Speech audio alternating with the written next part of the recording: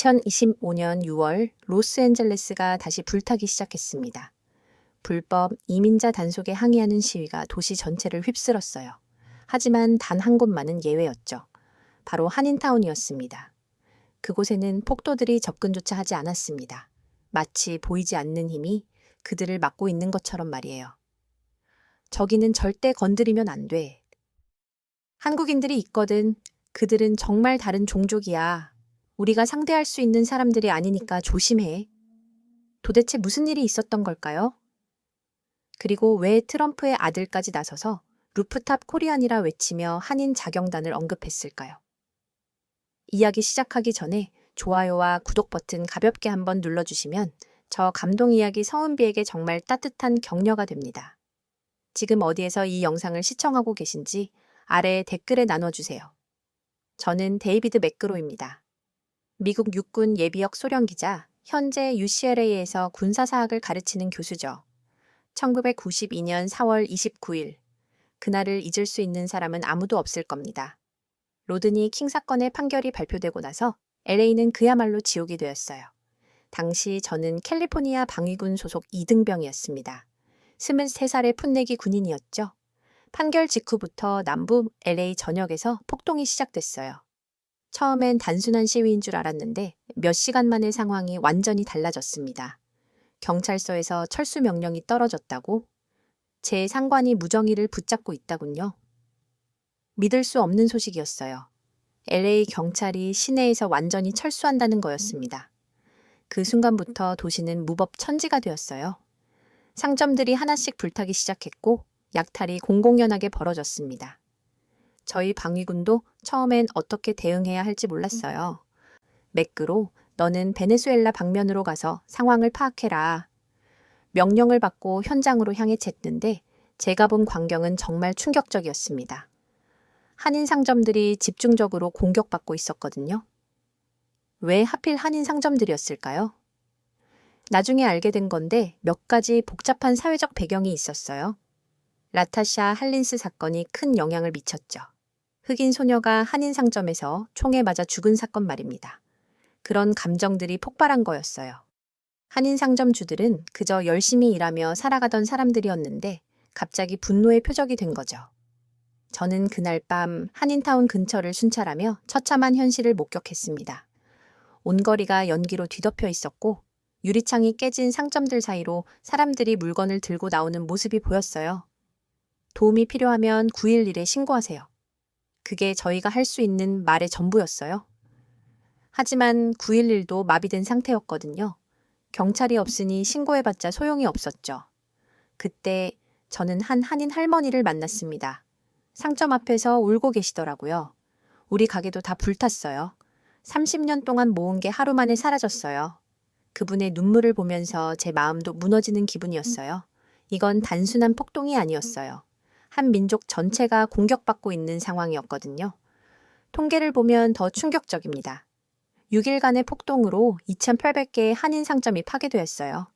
피해 규모는 3억 4천만 달러에 달했죠. 전체 폭동 피해의 절반 이상이 한인 커뮤니티에 집중된 거였습니다. 왜 우리만 이런 일을 당해야 하나요? 한인 상점주들의 절규가 들렸어요. 그들은 미국에 와서 열심히 일했을 뿐인데 갑자기 모든 걸 잃게 된 거죠. 더 가슴 아픈 건 그들이 완전히 고립되어 있었다는 점입니다. 경찰도 소방서도 시정부도 도움을 주지 않았어요. 심지어 언론조차 그들의 편을 들어주지 않았죠. 저는 그날 밤 무력감을 느꼈습니다. 군복을 입고 있지만 시민들을 지켜줄 수 없었거든요. 방위군의 역할이 제한적이었고 상황이 너무 빨리 악화되고 있었어요. 다음 날 아침 상황은 더욱 심각해졌습니다. 한인타운 곳곳에서 연기가 피어오르고 있었고 거리마다 깨진 유리와 불이 탄 잔해들이 널려 있었어요. 그런데 그때 저는 뭔가 다른 광경을 목격했습니다. 몇몇 한인 상점 앞에 사람들이 무리를 지어 서 있더라고요. 처음에는 또 다른 약탈이 시작되는 줄 알았는데 자세히 보니 상황이 달랐어요. 그들은 약탈자가 아니라 상점을 지키는 사람들이었습니다. 그리고 그중 몇 명은 총을 들고 있었어요. 저들이 뭐라는 거지? 동료에게 물었더니 그도 고개를 저었어요. 저희도 처음 보는 광경이었거든요. 그날 오후 저희는 상부로부터 새로운 지시를 받았습니다. 한인타운 지역의 상황을 면밀히 관찰하라는 거였어요. 뭔가 특별한 일이 벌어지고 있다는 걸 당국도 눈치챈 거죠. 저는 그렇게 해서 역사상 가장 놀라운 시민 자위 행동을 목격하게 되었습니다. 한국인들이 스스로를 지키기 위해 일어선 거였어요. 그 순간 저는 알았습니다. 이 사람들은 절대 무너지지 않을 거라고요. 다음 날 저는 한인타운을 다시 순찰하게 되었습니다. 그런데 전날과는 완전히 다른 풍경이 펼쳐져 있었어요. 상점 옥상 곳곳에 사람들이 올라가 있었거든요. 그들은 총을 들고 아래쪽 거리를 주시하고 있었습니다. 처음에는 무슨 일인지 이해할 수 없었어요. 저기 올라가 있는 사람들이 누구죠? 통역관에게 물어봤더니 그가 설명해 줬습니다. 한인 상점 주인들과 그 가족들입니다. 어젯밤부터 자경단을 조직했다고 해요. 자경단이라고요? 저는 더욱 놀랐습니다. 일반 시민들이 스스로 무장하고 지역을 방어하기 시작한 거였어요. 그 중에서도 제 눈에 띈 사람이 있었습니다. 이재성이라는 분이었어요. 리커스토어를 운영하는 40대 남성이었는데 옥상에서 차분하게 상황을 통제하고 있더라고요. 이재성 씨는 한국에서 해병대 출신이라고 합니다. 통역관의 설명을 듣고 나서야 이해가 됐어요. 군 경험이 있으니 이런 상황에서 리더십을 발휘할 수 있었던 거죠. 저는 용기를 내서 그분께 접근해 봤습니다. 안녕하세요. 방위군 맥구로 이등병입니다. 이재성 씨가 저를 보더니 차분하게 대답했어요. 안녕하세요. 이재성입니다. 우리는 그냥 우리 가게를 지키고 있을 뿐입니다. 그분의 눈빛이 인상적이었어요. 두려움보다는 단호한 의지가 느껴졌거든요. 경찰이 돌아올 때까지 기다리면 안 될까요? 제가 물어보니 이재성 씨가 쓴 웃음을 지었습니다. 경찰이 언제 돌아올지 모르잖아요. 그 사이에 우리 가게는 다 불타겠죠. 맞는 말이었어요. 경찰 철수 후 이틀째인데도 복귀 소식은 없었거든요. 그럼 어떻게 하실 건가요? 우리끼리 지키는 거죠. 다른 방법이 없어요. 이재성 씨의 말에는 절망이 아니라 결단이 담겨 있었어요. 그날 오후 저는 한인 상점주들의 회의에 참관할 기회가 있었습니다. 커뮤니티 센터에 20여 명이 모여 있었어요. 우리가 서로 도와야 합니다. 경찰도 소방서도 우리를 도와주지 않아요. 한 상점주가 말했습니다. 하지만 총을 들고 있으면 더 위험해질 수도 있어요. 다른 분이 우려를 표했죠. 그럼 그냥 당하고만 있자는 거예요. 우리 가족들이 위험에 처해도요. 이재성 씨가 단호하게 말했습니다. 저는 베트남 전쟁에도 다녀왔어요. 무력이 능사는 아니지만 때로는 필요한 거예요. 회의 분위기가 점점 진지해졌습니다. 그들은 단순히 상점을 지키는 게 아니라 가족과 커뮤니티 전체를 보호하려는 거였어요. 우리는 공격하지 않아요. 오직 방어만 할 겁니다. 이재성 씨의 제안에 모두가 동의했습니다. 그들의 목적은 분명했어요. 폭력이 아니라 보호였거든요. 그날 밤부터 본격적인 작용 활동이 시작되었습니다. 각 상점마다 2~3명씩 배치되었고 옥상에는 막루 역할을 할 사람들이 올라갔어요. 저는 그들의 조직력에 놀랐습니다. 군대 경험이 있는 사람들이 중심이 되어 체계적으로 방어선을 구축했거든요. 1번 지점 이상 없음. 2번 지점도 조용함. 무정의를 통해 상황을 공유하는 모습이 정말 전문적이었어요. 그런데 더 놀라운 건 그들의 절제였습니다. 총을 들고 있으면서도 함부로 쏘지 않았어요. 경고 사격조차 신중하게 결정했거든요. 우리는 미국 시민입니다. 법을 지키면서 우리를 지켜야 해요. 이재성 씨의 말이 인상적이었어요. 그들은 무법자가 되려는 게 아니라 법이 제 기능을 하지 못하는 상황에서 스스로를 보호하려는 거였죠. 다음 날 아침 저는 놀라운 장면을 목격했습니다. 한인 상점과 앞으로 약탈자들이 몰려왔는데 옥상에서 경고 사격을 하자 그들이 물러나는 거였어요. 총격전이 벌어진 게 아니라 경고만으로도 충분했던 거죠. 그들의 절약이 효과를 발휘한 거였습니다. 와, 정말 신기하네요. 동료가 감탄했어요. 실제로 한인 상점들의 피해가 현저히 줄어들고 있었거든요. 그날 저녁 이재성 씨와 다시 대화할 기회가 있었습니다. 힘들지 않으세요? 물론 힘들죠. 하지만 포기할 수는 없어요. 이건 우리의 삶이니까요. 그분의 손이 떨리고 있었어요. 강해 보이지만 결국 평범한 상점주일 뿐이었거든요. 한국에서는 이런 일이 있나요? 제가 물어보니 이재성 씨가 잠깐 생각하더니 대답했습니다. 한국에서는 경찰이 제대로 일해요. 하지만 여기서는 우리가 해야 하는 거죠. 그 말에서 그들의 각오를 느낄 수 있었어요. 이건 선택이 아니라 생존의 문제였던 거예요. 밤이 깊어갈수록 옥상의 실루엣들이 더욱 선명해 보였습니다. 그들은 그저 상점을 지키는 게 아니라 자신들의 존재 자체를 지키고 있었어요. 그리고 저는 그 순간 깨달았습니다. 이들이 앞으로 전설이 될 거라는 걸 말이에요. 폭동 3일째가 되자 저는 한인타운의 변화를 더욱 확실히 느낄 수 있었습니다. 다른 지역은 여전히 혼란스러웠지만 이곳만큼은 질서가 잡혀가고 있었어요. 가장 놀라운 건 한인들의 접근 방식이었습니다. 그들은 단순히 총으로 위협하는 게 아니라 체계적인 방어 시스템을 구축하고 있었거든요. 이 지역은 출입 금지입니다. 상점과 입구에 바리케이드가 설치되어 있었고 몇 명이 교대로 지키고 있었어요. 하지만 그들의 태도는 공격적이지 않았습니다. 죄송합니다만 안전을 위해 잠시 다른 길로 가주세요. 정중하지만 단호한 어조였어요. 저는 이런 균형감에 감탄했습니다. 그날 오후 저는 흥미로운 장면을 목격했습니다. 라틴의 청년들이 한인 상점과 근처에 나타난 거예요. 처음에는 또 다른 충돌이 일어날까봐 걱정에 치는데 상황이 예상과 달랐습니다. 우리도 우리 구역을 지키고 있어. 로사 마르티네즈라는 청년이 이재성 씨에게 말했어요. 서로 도움이 될 수 있을 것 같은데 이재성 씨가 신중하게 대답했습니다. 어떤 도움을 말하는 거죠? 이 대화를 구역을 나눠서 관리하는 거야. 너희는 너희 구역, 우리는 우리 구역. 로사의 제안은 합리적이었어요. 서로 경쟁하기보다는 협력하자는 거였죠.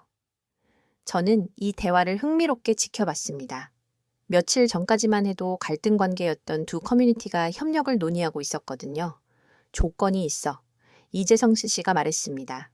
폭력은 최후의 수단으로만 사용한다. 그리고 민간인은 절대 다치게 하지 않는다. 당연하지.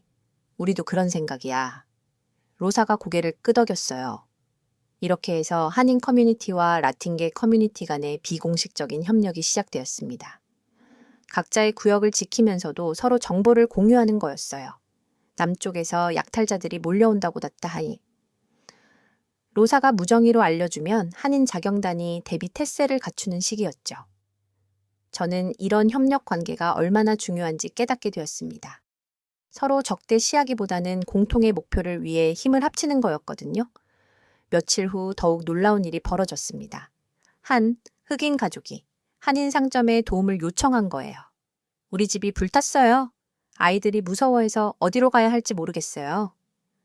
젊은 아버지가 다급하게 말했습니다. 이제 성 씨는 잠깐 고민하더니 결정을 내렸어요. 커뮤니티 센터에 임시 대피소가 있어요. 안전하게 데려다 드릴게요. 그 순간 저는 감동받았습니다. 며칠 전까지 공격받던 사람들이 이제는 다른 피해자들을 도와주고 있었거든요. 고맙습니다. 정말 고맙습니다. 그 가족의 눈물을 보면서 저는 이들이 단순한 자경단이 아니라는 걸 확신했어요. 그들은 진짜 지역사회의 수호자가 되어가고 있었습니다. 그날 저녁 저는 이제 성 씨와 깊은 대화를 나눴습니다. 어떻게 이런 판단을 내릴 수 있으세요? 글쎄요. 그냥 옳다고 생각되는 일을 할 뿐이에요. 하지만 위험하잖아요. 총을 든 사람들이 언제 나타날지 모르는데 위험하죠. 하지만 두려워서 아무것도 하지 않으면 더 큰 위험에 처할 수 있어요. 이제 성 씨의 철학은 명확했어요. 소극적인 방어가 아니라 적극적인 보호였거든요. 그런데 정말 놀라운 건 여기서 총격 사건이 거의 없다는 거예요. 제가 관찰한 바를 말하니 이제 성 씨가 웃었습니다. 총은 마지막 수단이에요. 보여주는 것만으로도 충분한 경우가 많죠. 실제로 통계를 보면 한인 상점가에서 발생한 총격 사건은 다른 지역에 비해 현재히 적었어요. 그들의 절제된 대응이 효과를 발휘한 거였죠. 그럼 총이 없었다면 어떻게 됐을까요? 아마 다 불탔겠죠. 하지만 총만으로는 해결할 수 없어요. 중요한 건 사람들의 마음가짐이에요. 이제 성 씨의 말이 정확했습니다. 그들의 성공 비결은 무력이 아니라 단결과 절제였거든요. 며칠이 지나면서 한인타운의 명성이 퍼지기 시작했어요. 다른 지역 상점주들이 찾아와서 조언을 구하는 일도 생겼죠. 어떻게 하면 우리도 그렇게 할 수 있을까요? 일본계 상점주가 물어봤어요. 무엇보다 서로 믿어야 해요. 그리고 절대 먼저 공격하면 안 돼요. 이제 성 씨의 조언은 간단하지만 깊이가 있었습니다. 그렇게 한인 커뮤니티의 작용 활동은 단순한 자기 방어를 넘어서 지역 평화 유지의 모델이 되어갔어요. 그들은 총을 들었지만 총보다 더 강한 무기를 사용했습니다. 바로 질서와 신뢰였죠. 저는 그때부터 이들을 진정한 의미의 시민 수호자로 보기 시작했습니다. 폭동 5일째 되던 날, 제가 가장 두려워하던 일이 벌어졌습니다. 그날 오후 3시경 한인 상점가에 대규모 약탈단이 몰려왔어요. 지금까지와는 차원이 다른 규모였죠. 70명이 넘는 사람들이 각종 흉기를 들고 나타난 거였습니다. 모든 지점에 비상 상황 발생, 무정위에서 긴급 신호가 울렸어요. 저는 급히 현장으로 달려갔습니다. 하지만 방위군으로서 할 수 있는 일은 제한적이었어요. 직접 개입할 수는 없고 관찰만 할 수밖에 없었거든요. 현장에 도착했을 때 이미 대치 상황이 벌어져 있었습니다. 약탈자들이 상점 앞에서 소리를 지르고 있었고 옥상의 작용 단원들은 긴장한 상태로 지켜보고 있었어요. 나와, 다 내놔. 약탈자들의 외침이 들렸습니다. 여기는 사유지입니다. 물러가 주세요. 이재성 씨가 확성기로 차분하게 대답했어요. 그딴 소리 하지 마. 우리가 가져갈 거야. 상황이 점점 악화되고 있었습니다. 그때 약탈자 중 한 명이 화염병을 던졌어요. 상점 앞 유리창이 깨지면서 불길이 치솟았습니다. 화재 발생, 소화기 가져와 작용 단원들이 분주하게 움직였어요. 하지만 약탈자들은 더욱 대담해졌습니다. 상점 안으로 들어가려고 했거든요. 경고 사격 실시한다. 이재성 씨가 공중에 총을 쏘았어요. 하지만 이번에는 약탈자들이 물러서지 않았습니다. 오히려 더 공격적으로 변했어요. 그때 충격적인 일이 벌어졌습니다. 약탈자 중 한 명이 총을 꺼내든 거예요. 이제 진짜 해보자. 그리고는 옥상을 향해 총을 쏘기 시작했습니다. 엄폐하라. 이재성수 씨가 소리쳤지만 이미 늦었어요. 총소리가 몇 차례 울렸고 갑자기 옥상에서 신음소리가 들렸습니다. 이재성 씨가 쓰러졌어. 누군가가 절교했어요. 저는 그 순간 심장이 멈추는 줄 알았습니다. 며칠 동안 함께 이야기하며 지켜본 그 사람이 쓰러진 거였어요. 구급차를 불러. 작용 단원들이 당황해였지만 구급차가 올 수 있을지 의문이었어요. 아직 시내 상황이 정상화되지 않았거든요. 내가 응급처치를 해볼게. 군 경험이 있는 한인 청년이 나서서 이재성 씨를 도왔어요. 저는 무력감을 느꼈습니다. 군복을 입고 있으면서도 아무것도 할 수 없었거든요. 약탈자들은 총소리에 놀라서 달아났지만 이미 돌이킬 수 없는 일이 벌어진 후였어요. 이재성 씨 정신 차리세요. 사람들이 간절히 부르고 있었습니다. 하지만 이재성 씨는 의식을 잃은 상태였고 출혈이 심했어요. 병원으로 데려가야 해. 누군가가 자동차를 가져왔고 서둘러 이재성 씨를 옮겼습니다. 저는 그들을 따라 병원으로 향했어요. 공식적으로는 안 되는 일이었지만 그냥 둘 수가 없었거든요. 병원에 도착했을 때 응급실은 폭동 부상자들로 가득했어요. 의료진들도 지쳐있는 상태였죠. 총상 환자입니다. 간호사가 서둘러 이재성 씨를 응급실로 옮겼어요. 저는 복도에서 기다리면서 한인 커뮤니티 사람들과 함께 있었습니다. 모두들 침묵 속에서 소식을 기다리고 있었어요. 이재성 씨는 이 동네에서 가장 좋은 사람이었어요. 한 상점주가 말했습니다. 항상 다른 사람을 먼저 생각했죠. 자기 가게보다 이웃을 더 챙겼어요. 다른 분이 덧붙였어요. 그런데 왜 하필 그분이? 김정숙 씨, 이재성 씨의 아내가 눈물을 흘리고 있었습니다. 저는 그분께 뭐라고 위로의 말을 해야 할지 몰랐어요. 몇 시간 후 의사가 나왔습니다. 죄송합니다. 최선을 다했지만 그 말을 들은 순간 복도가 조용해졌어요. 김정숙 씨가 주저앉았고 사람들이 그분을 부축했습니다. 저는 그 순간을 평생 잊을 수 없을 것 같아요. 한 사람의 희생으로 많은 것을 지켜낸 상황이었지만 그 대가가 너무 컸거든요. 이재성 씨가 없으면 우리는 어떻게 하죠? 누군가가 걱정스럽게 말했어요. 우리가 그분의 뜻을 이어가야죠. 다른 자경 단원이 단호하게 대답했습니다. 그분이 하시던 대로 우리도 끝까지 이 동네를 지켜야 해요. 그날 밤 이재성 씨의 빈소가 커뮤니티 센터에 마련되었습니다. 많은 사람들이 찾아와서 조문했어요. 한인뿐만 아니라 라틴의 흑인 주민들도 왔습니다.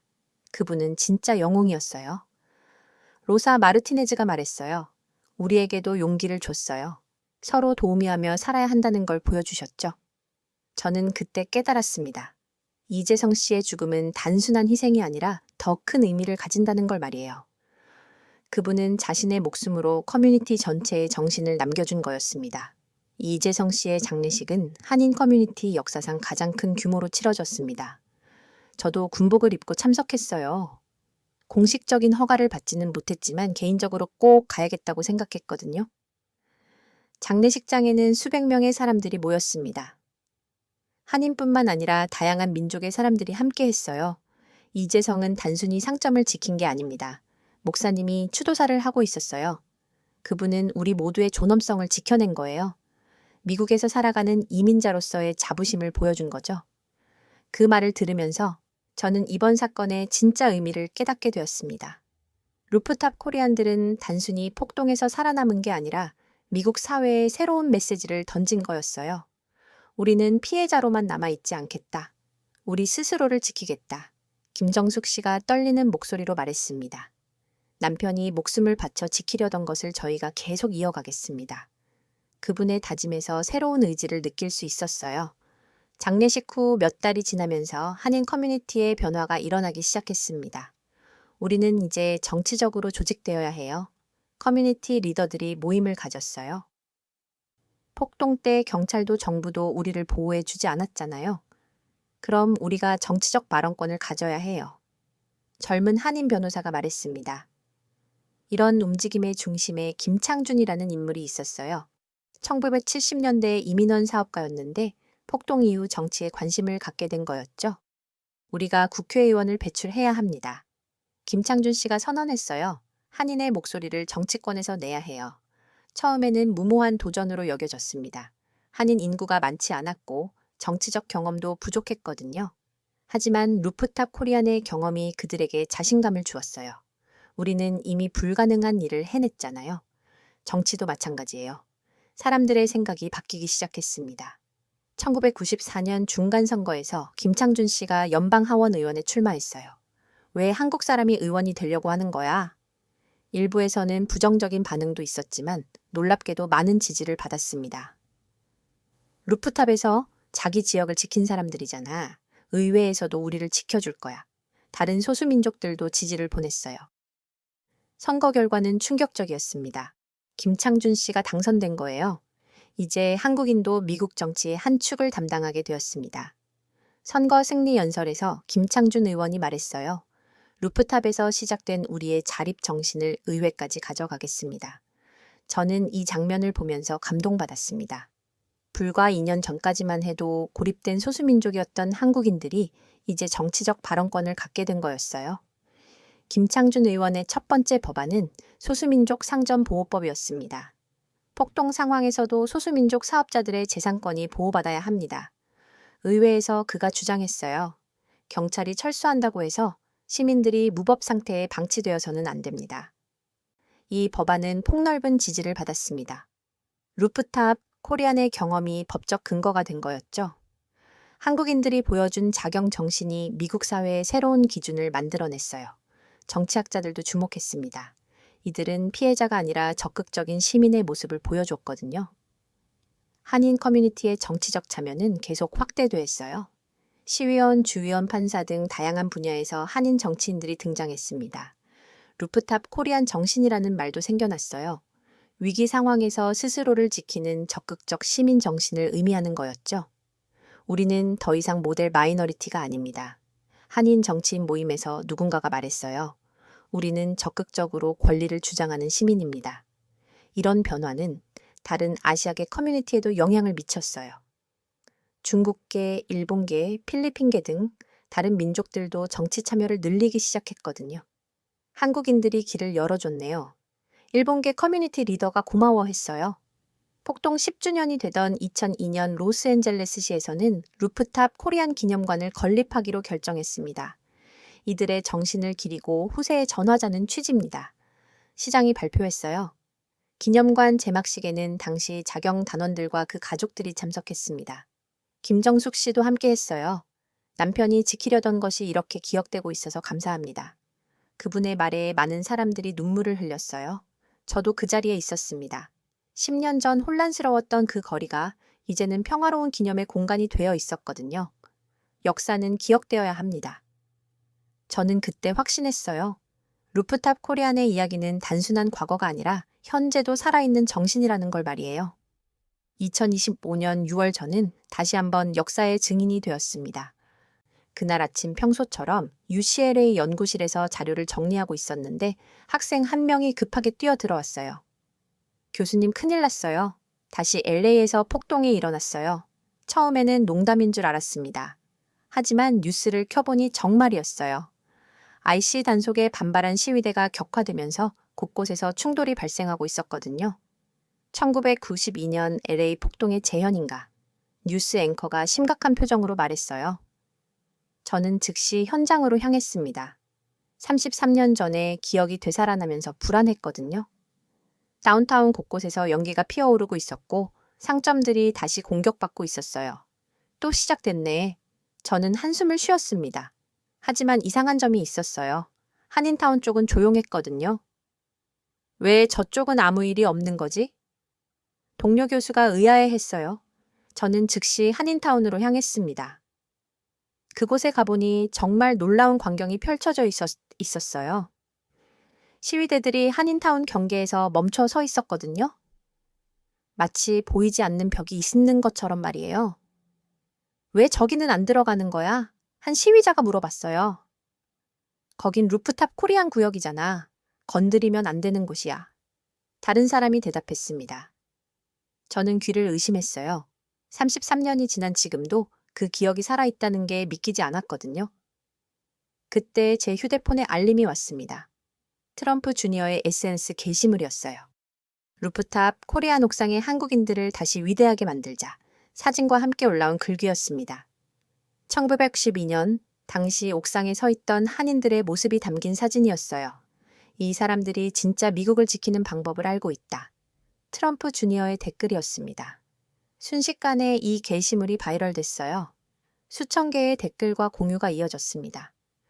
루프탑 코리아는 진짜 애국자다. 그들이야말로 진짜 미국인이지. 정부가 못하는 일을 시민이 해낸 거야. 댓글들을 보면서 저는 놀랐습니다. 루프탑 코리안이 단순한 역사가 아니라 현재도 살아있는 상징이 된 거였어요. 그날 저녁 폭스뉴스에서 특집 방송을 했습니다. 루프탑 코리안 33년 후 다시 주목받다. 저도 전문가로 출연 요청을 받았어요. 교수님은 당시 현장에 계셨다고 들었는데 어떠셨나요? 앵커가 물어봤습니다. 그들은 단순히 총을 든 사람들이 아니었습니다. 질서를 만들고 커뮤니티를 지키는 진짜 시민들이었어요. 저는 당시의 기억을 생생하게 전했습니다. 특히 인상적이었던 건 그들의 절제였어요.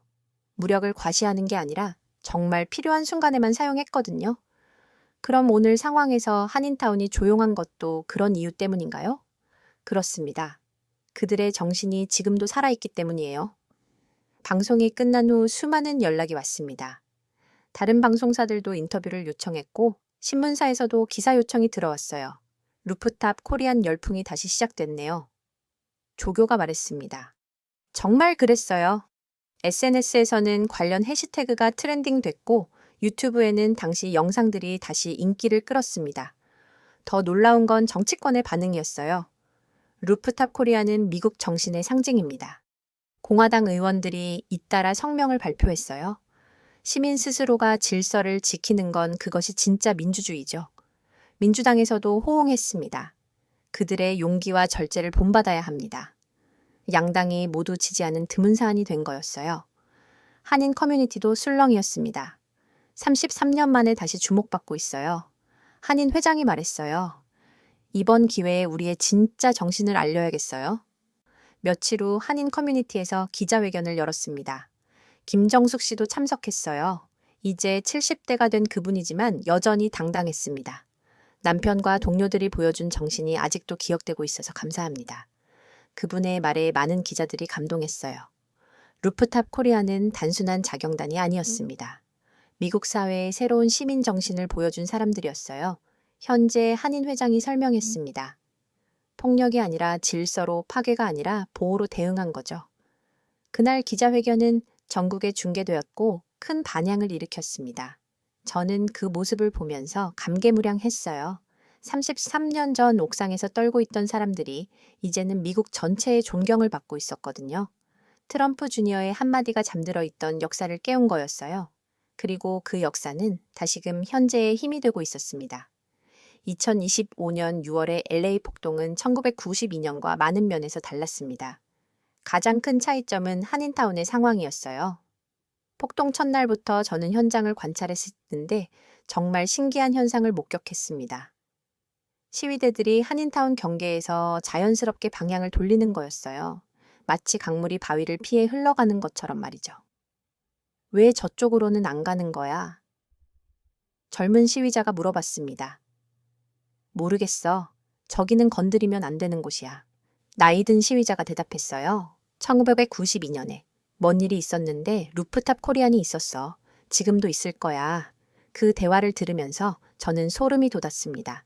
직접 경험하지 않은 젊은 세대까지도 그 이야기를 알고 있었거든요.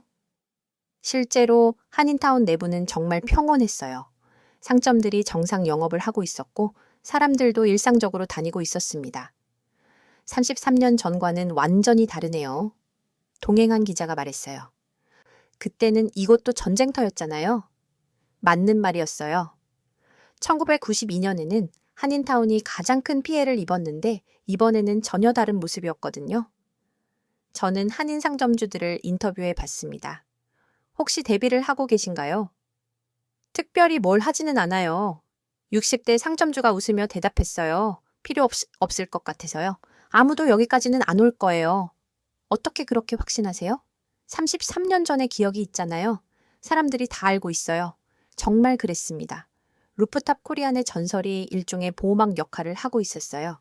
SNS를 확인해 보니 더욱 놀라운 반응들이 있었습니다. 한인타운은 건드리지 마라. 그들은 진짜 무서운 사람들이야. 루프탑에서 저격할지도 몰라. 1992년을 잊었나? 그때 무슨 일이 일어났는지 모르나?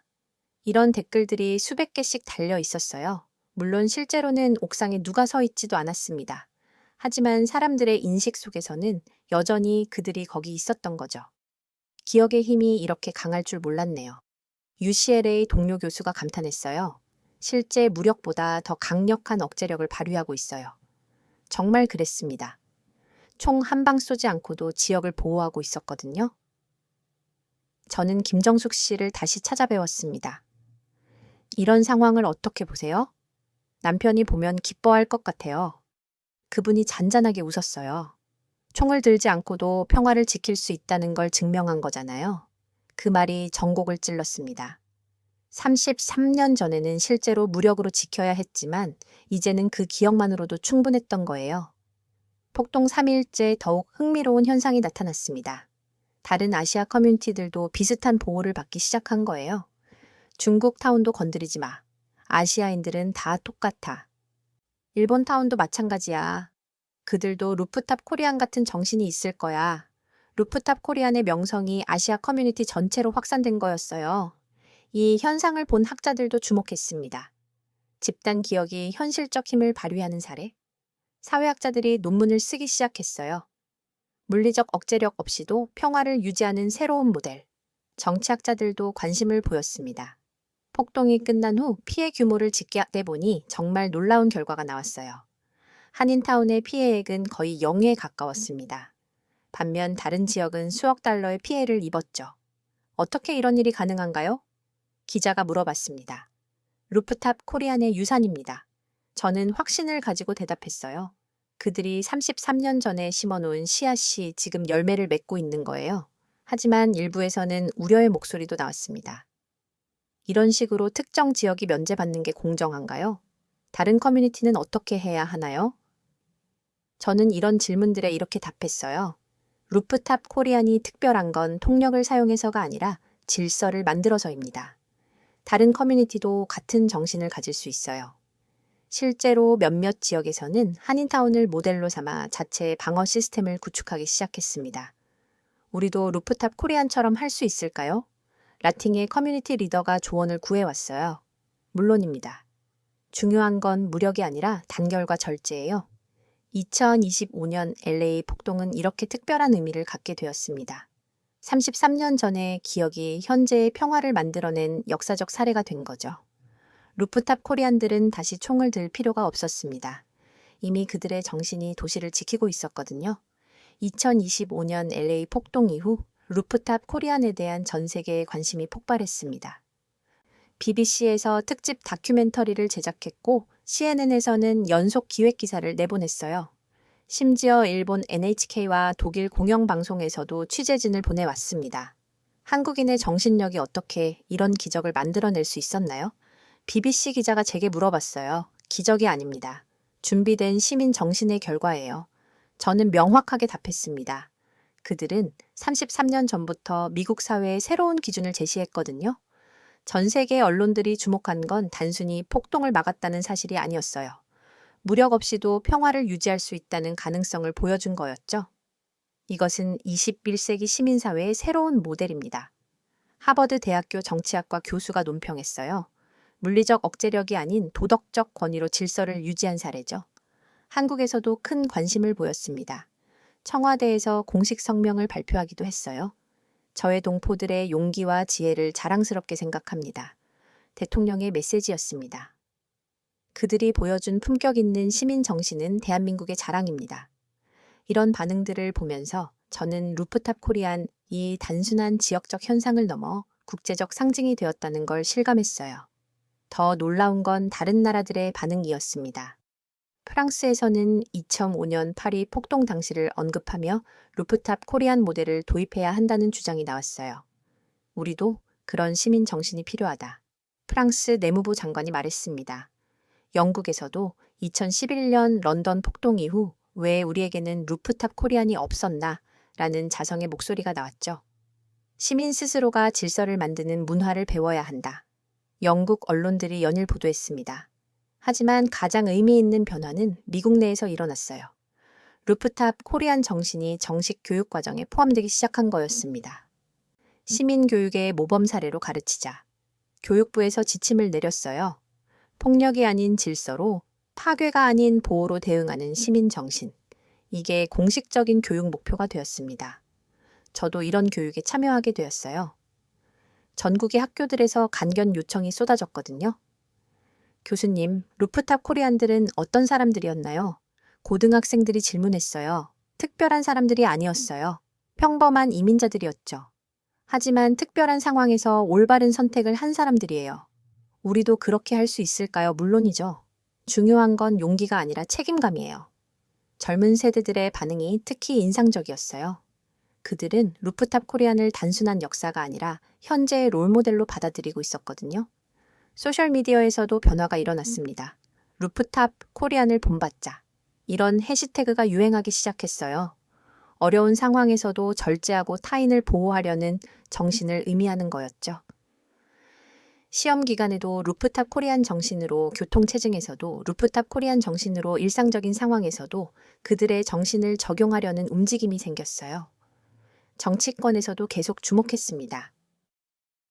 루프탑 코리안 법안이라는 것도 제출되었어요. 시민들의 정당한 자위권을 보장하면서도 폭력의 남용을 방지하는 내용이었죠. 이들이 보여준 균형 감각을 법으로 보장하자 법안 발의자가 설명했습니다. 무력을 가지되 남용하지 않는 강화돼 폭력적이지 않은 시민의 모습. 이것이 법안의 핵심이었어요. 하지만 무엇보다 의미 있는 건 루프탑 코리안 정신이 일상에 스며든 거였습니다. 이웃을 지키는 것, 질서를 만드는 것, 폭력보다는 대화를 선택하는 것. 이런 가치들이 미국 사회 전반에 확산되기 시작했어요. 2025년 말 타임즈에서 올해의 인물을 발표했는데 놀랍게도 루프탑 코리안이 선정되었습니다. 33년 전에 용기가 오늘의 평화를 만들어낸 상징적 존재. 타임즈의 평가였어요. 개인이 아닌 집단 정신이 역사를 바꾼 사례.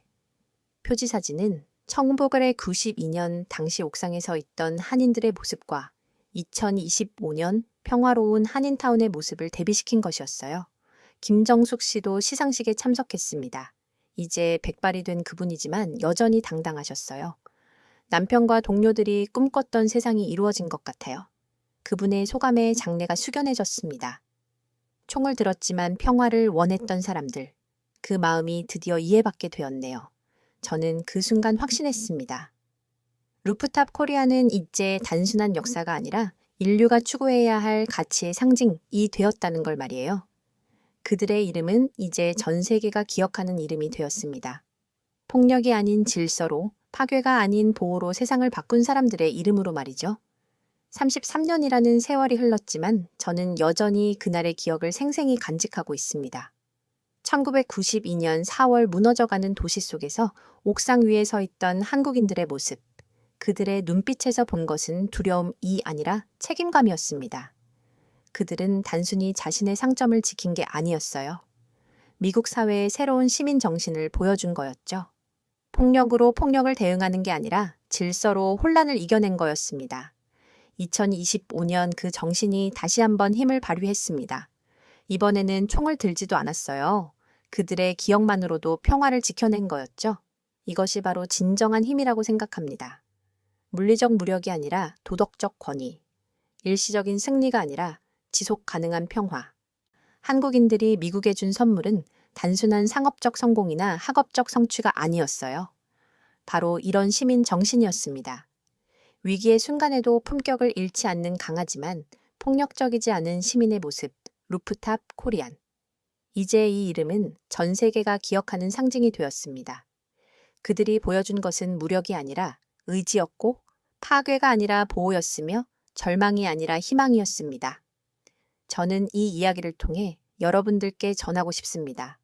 한국인은 단순한 이민자가 아니라 미국을 더 나은 곳으로 만든 시민이라는 것을, 그리고 앞으로도 그런 역할을 계속해 나갈 사람들이라는 것을 오늘 이 이야기가 여러분의 마음에 울림을 주었다면 구독과 좋아요로 응원해 주세요.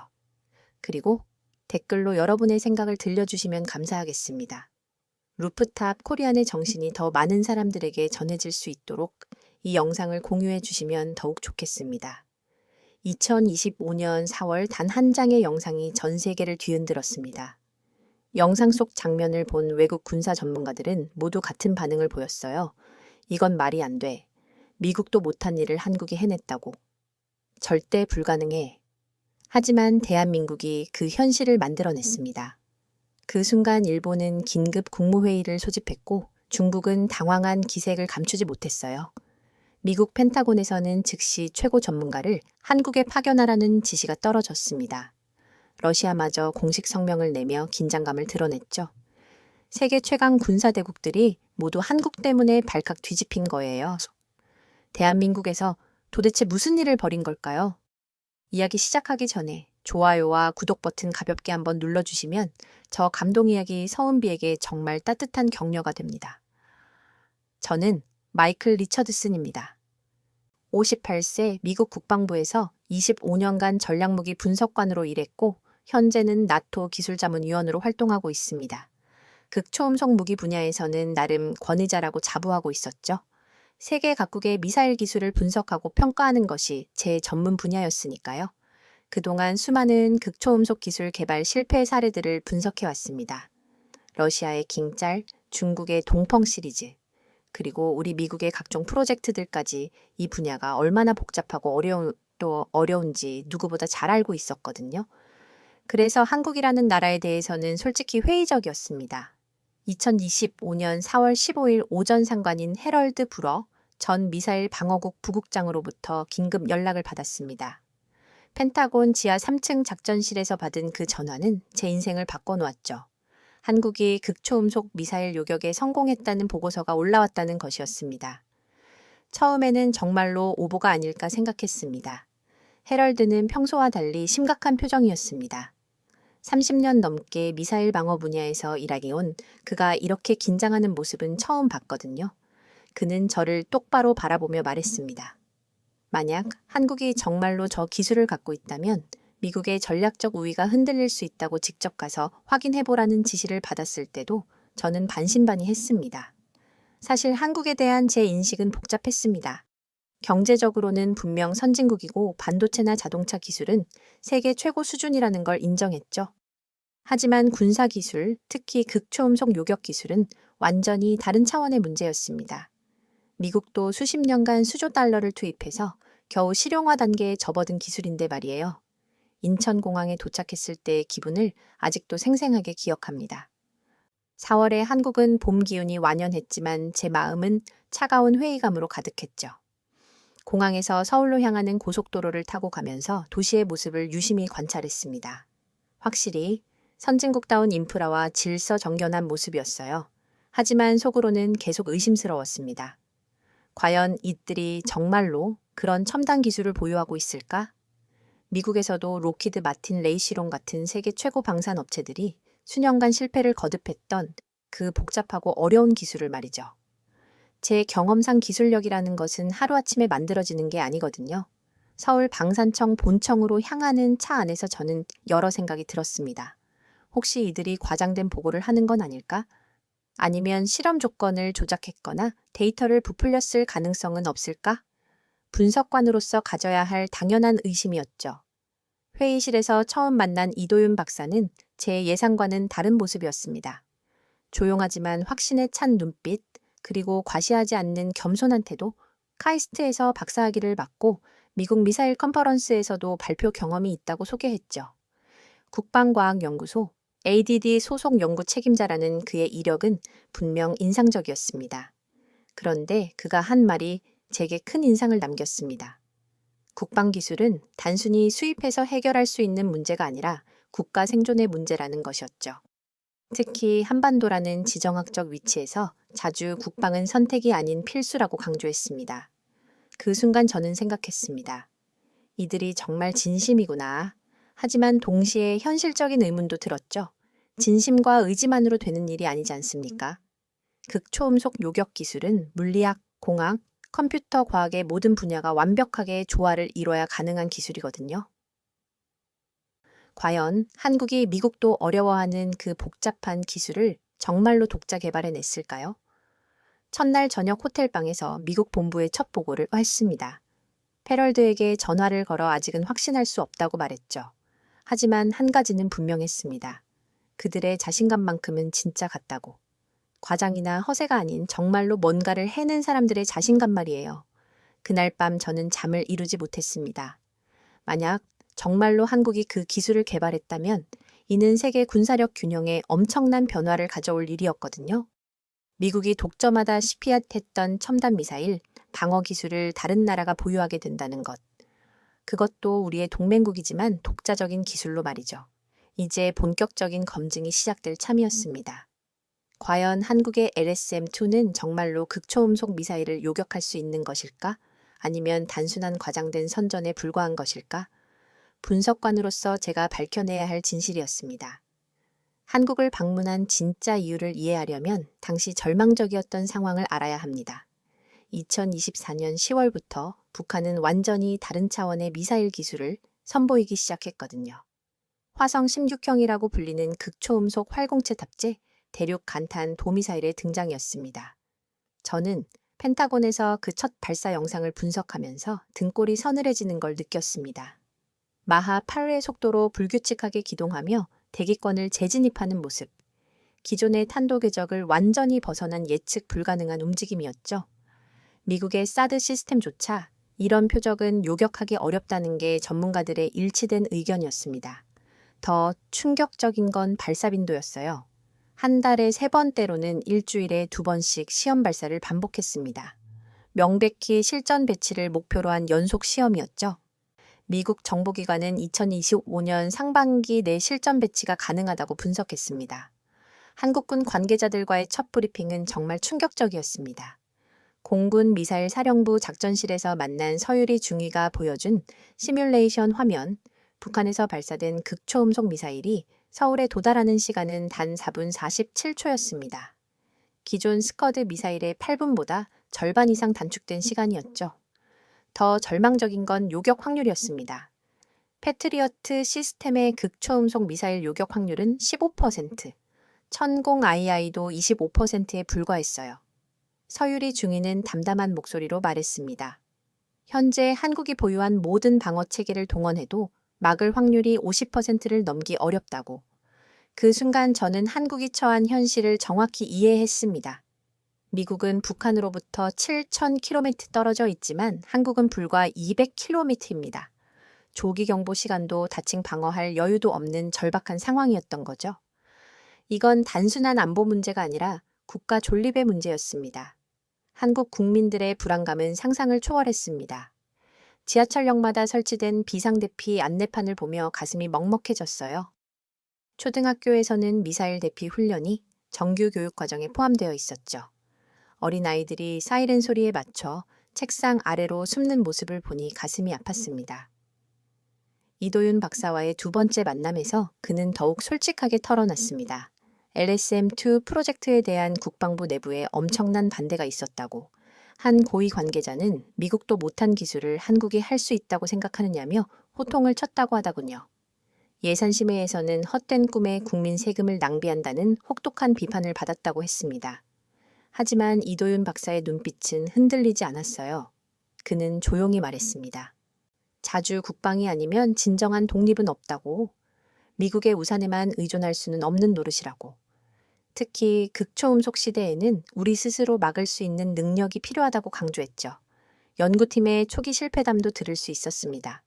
2019년부터 2022년까지 무려 73번의 시뮬레이션 실패, 컴퓨터 모델링에서조차 성공하지 못했다고 하더군요. 연구원들은 밤낮 없이 매달렸지만 벽은 높기만 했습니다. 그 중에서도 가장 큰 난관은 킬비클 기술이었어요.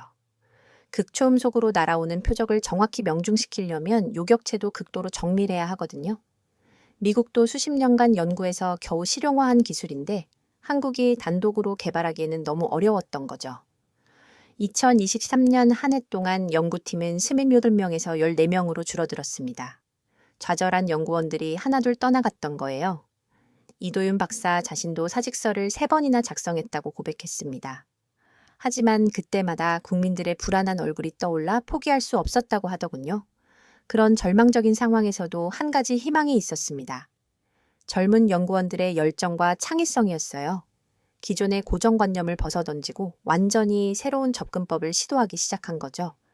미국이나 러시아와는 다른 한국만의 독창적인 기술 개발에 매달렸습니다. 저는 그들의 이야기를 들으며 깊은 감동을 받았습니다. 절대 불가능해 보이는 일에 도전하는 용기, 국가와 국민을 위해 자신을 희생하는 헌신, 바로 이런 정신이 한국을 지금의 위치까지 올려놓은 원동력이었구나 싶었어요. 하지만 동시에 현실적인 의구심도 들었죠. 과연 이런 의지와 열정만으로 세계 최고 난이도의 기술을 개발할 수 있을까? 미국도 어려워하는 극초음속 요격 기술을 한국이 정말로 완성했을까? 다음 날 예정된 실제 기술 시연을 보기 전까지는 확신할 수 없었습니다. 이도윤 박사의 안내로 ADD 연구동을 방문한 날을 평생 잊을 수 없습니다. 대전에 위치한 국방과학연구소는 한국의 방위산업 기술력이 집약된 곳이었어요. 보안 검색을 통과하며 들어선 연구동의 모습은 정말 놀라웠습니다. 마치 미국의 첨단 연구소를 보는 것 같았거든요. SM2 개발팀의 작업 현장은 상상을 초월했습니다. 최신 시뮬레이션 장비들이 질비한 가운데 수백 명 남짓한 연구원들이 집중하고 있었어요. 모니터에는 복잡한 수식과 3차원 궤적 분석 그래프들이 빼곡했죠. 저도 미사일 전문가이지만 그들이 다루는 기술의 수준에 감탄할 수밖에 없었습니다. 특히 인상적이었던 건 킬비클 개발팀이었어요. 팀장인 김정민 박사는 35살의 젊은 여성 연구원이었는데 설명을 들어보니 정말 대단했습니다. 극초음속 표적을 요격하려면 요격체 자체도 극도로 정밀해야 하거든요. 마하 1비상의 속도로 접근하는 표적을 정확히 맞히는 기술, 상상만 해도 어지러울 정도였죠.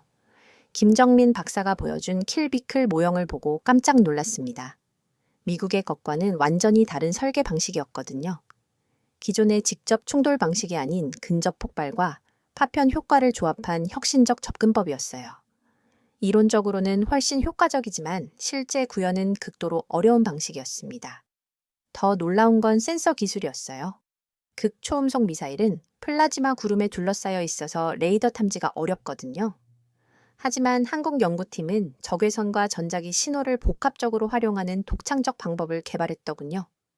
이건 정말 세계 어디에서도 시도해보지 않은 완전히 새로운 기술이었습니다. 연구원들과 대화를 나누면서 그들의 열정에 감동받았어요. 밤낮 없이 연구에 매달리는 모습, 실패해도 포기하지 않는 끈기. 특히 28살의 이수진 연구원이 한 말이 기억에 남습니다. 조국을 지키는 일에 참여할 수 있어서 영광이라고 하더군요. 하지만 동시에 현실적인 한계도 느꼈습니다. 연구 예산이 미국에 비해 턱없이 부족했거든요. SM2 전체 개발비가 미국 단일 프로젝트의 10분의 1 수준이었어요. 그런 열악한 환경에서 어떻게 세계 최고 수준의 기술을 개발할 수 있을까 의문이 들었죠. 이도윤 박사는 솔직하게 말했습니다. 예산이 부족한 만큼 창의성으로 극복해야 한다고. 남들이 가지 않은 길을 개척해서 오히려 더 효율적인 방법을 찾아냈다고 하더군요. 한국 특유의 빨리빨리 문화와 IT 기술력이 큰 도움이 되었다고 했어요. 실제로 그들의 시뮬레이션 프로그램을 보고 깜짝 놀랐습니다. 인공지능과 머신러닝을 활용한 예측 알고리즘이 정말 혁신적이었거든요. 수만 가지 변수를 실시간으로 분석해서 최적의 요격 타이밍을 계산하는 시스템. 이런 접근법은 미국에서도 아직 연구 단계에 있는 기술이었어요. 그날 오후 작은 규모의 시뮬레이션 시연을 볼 기회가 있었습니다. 가상의 극초음속 미사일이 고도 80km에서 접근하는 상황. SM2 시스템이 탐지부터 요격까지 전 과정을 시연하는 장면이었죠. 결과는 정말 놀라웠어요. 화면에서 요격 성공률이 92%로 나타났습니다. 물론 시뮬레이션이라는 한계는 있지만 그 정확도에 깜짝 놀랐어요. 미국의 최신 시스템도 80% 수준인데 말이죠. 혹시 프로그래밍 오류가 있는 건 아닌가 의심스러울 정도였습니다. 이도윤 박사는 자신 있게 말했습니다. 다음 주에 예정된 실제 시험 발사에서 직접 확인해보라고. 전북에 있는 훈련장에서 실제 극초음속 표적기를 대상으로 요격 실험을 진행한다고 하다군요. 그 순간 제 가슴이 두근거리기 시작했어요. 한편으로는 기대감이 다른 한편으로는 불안감이 교차했습니다. 만약 정말로 성공한다면 세계 군사력 판도가 완전히 바뀔 일이었거든요. 하지만 실패한다면 한국의 체면 이 말이 아니게 될 터였죠. 분석가로서 객관적으로 지켜봐야겠다고 다짐했습니다. 그날 저녁 연구원들과 함께한 저녁 식사 자리가 인상 깊었어요.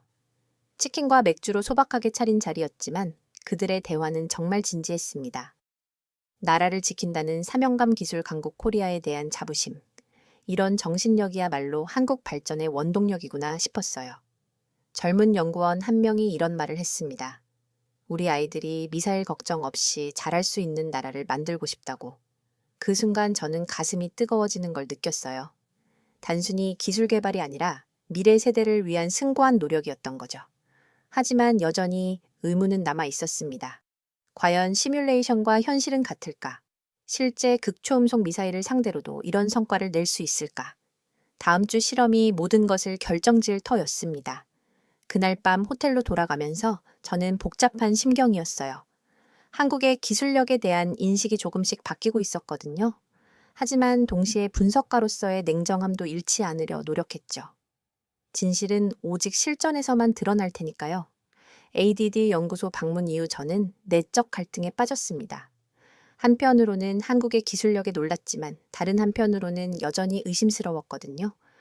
분석가로서 30년간 쌓아온 경험이 경고하고 있었어요.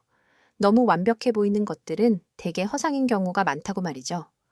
그날 밤 펜타곤의 헤럴드에게 중간 보고를 했습니다. 그의 반응은 예상했던 대로였어요. 한국이 정말 그런 기술을 가지고 있다면 왜 지금까지 공개하지 않았을까 하는 의문이었죠. 특히 시뮬레이션 결과가 너무 좋아서 오히려 의심스럽다고 하더군요. 저 역시 같은 생각이었습니다. 92% 요격 성공률이라니 한국의 최첨단 사드 시스템도 실전에서는 60에서 70% 수준인데 말이죠. 게다가 아직 실제 시험도 해보지 않은 시스템이 그런 수치를 자랑한다는 게 믿기지 않았어요. 체제 선택제엔 더 큰 의문은 기술의 출처였습니다. 한국이 독자 개발했다고 주장하지만 과연 그게 가능할까요? 극초음속 요격 기술은 물리학의 극한을 다루는 분야거든요. 한국도 수십 년 연구해서 겨우 실용한 기술을 5년 만에 완성했다는 게 상식적으로 납득이 안 됐어요. 이튿날 국방부에서 만난 고위 관계자의 말이 제 의심을 더욱 키웠습니다. SM2 프로젝트에 대한 내부 반대가 극심했다고 하더군요. 심지어 몇몇 고위 간부들은 예산 낭비라며 프로젝트 중단을 요구했다고 했어요. 그런 프로젝트가 갑자기 대성공을 거둔다는 게 어딘가 의심스러웠죠. 한국 언론의 보도도 과장이 심했어요. 세계 최초 독자 기술 완벽한 성공 같은 수식어가 남발되고 있었거든요. 제가 보기에는 마케팅용 과장이 아닌가 싶었습니다. 실제 성능과는 거리가 있는 허위 광고의 가능성이 높다고 판단했어요. 특히 의문스러웠던 건 기술 공개의 범위였습니다. 핵심 기술은 모두 기밀이라며 보여주지 않더군요. 시뮬레이션도 일부분만 공개하고 실제 하드웨어는 구경도 못하게 했어요. 진짜 자신 있으면 당당하게 보여줄 텐데 왜 숨기는 걸까 의심스러웠죠. 이도윤 박사와의 두 번째 면담에서 저는 직설적으로 물어봤습니다. 정말로 독자 기술로 개발한 것인지 혹시 다른 나라의 기술을 도입한 건 아닌지 말이에요. 그의 표정이 순간 굳어지는 걸 봤습니다. 뭔가 숨기는 게 있다는 확신이 들었어요. 박사는 화를 내며 대답했습니다. 한국을 무시하는 거냐고, 왜 한국이 독자 기술을 개발할 수 없다고 생각하는 거냐고 말이에요. 하지만 저는 그런 감정적 반응이 오히려 뭔가 찔리는 게 있기 때문이라고 생각했죠. 진짜 자신 있으면 차분하게 설명할 텐데 말이에요. 한국 내부에서도 논란이 거셌다는 걸 알게 됐습니다. 일부 전문가들은 성급한 발표라며 우려를 표했다고 하더군요. 아직 실전 검증도 안 된 시스템을 너무 과대 포장하는 것 아니냐는 비판이었어요. 이런 내부 논란을 보니 제 의심이 더욱 확신으로 바뀌었습니다. 미국 정보기관의 비공식 분석 보고서도 회의적이었어요. 한국의 주장을 100% 신뢰하기는 어렵다는 게 결론이었죠. 특히 시험 조건이나 평가 기준이 명확하지 않다는 점을 지적했어요. 객관적 검증 없이는 믿기 어렵다는 입장이었습니다. 제가 가장 의심스러워했던 부분은 타이밍이었어요. 왜 하필 지금 이 시점에 발표했을까요? 미중 갈등이 심화되고 한미 관계가 미묘한 이 시기에 말이에요. 혹시 미국으로부터 더 많은 지원을 받기 위한 협상 카드가 아닐까 의심했습니다. 한국의 과거 사례도 의심의 근거였어요. KF-X 사업에서도 처음에는 독자 기술이라고 했다가 나중에 외국 기술 도입이 밝혀졌거든요. 수리온 헬기도 유럽 기술을 기반으로 했고요. 이번에도 비슷한 패턴이 아닐까 생각했습니다. 더욱이 극초음속 기술은 너무 복잡해요. 추진체, 유도체, 탐지체, 킬비클까지 모든 분야에서 최첨단 기술이 필요하거든요. 한국이 모든 분야에서 동시에 돌파구를 찾았다는 게 확률적으로 거의 불가능해 보였어요. 가장 결정적인 의문은 실전 데이터의 부족이었습니다. 아무리 시뮬레이션이 완벽해도 실제 상황은 전혀 다르거든요.